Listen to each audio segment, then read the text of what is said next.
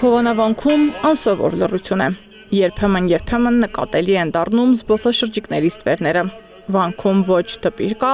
ոչ սարկավակ, ոչ էլ հոգևոր սպասավոր։ Միայն մոմավաճառն է մի անկյունում ընդունում ու ճանապարհում արտասահմանի ժամանացյուրերին։ Պատմում է ինչ է խունկը, ինչպես են գործածում եւ ինչ նպատակով։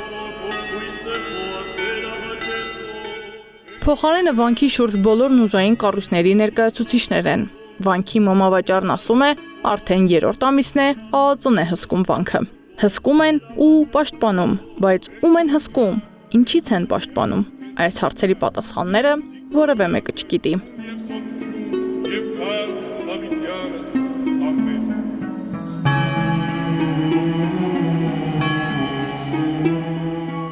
Մարդու շունչ չկար նաև վանքի բակում։ Հովանավանքի նախկին քահանա Ստեփան Ասատրյանի հայտարարություններից կարգալույծ լինելուց, ապա Փաշինյանին պատարագի հրավիրելուց հետո վանքի բնականոն կյանքը խաթարվել է։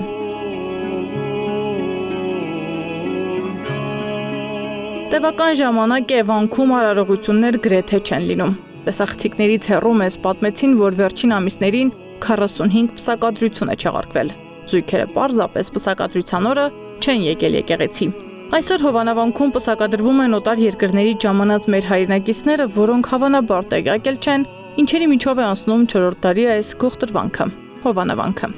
Սեդա Մակարյան, Նորայր Հակոբյան, Նոնա Գևորգյան, ABC Media։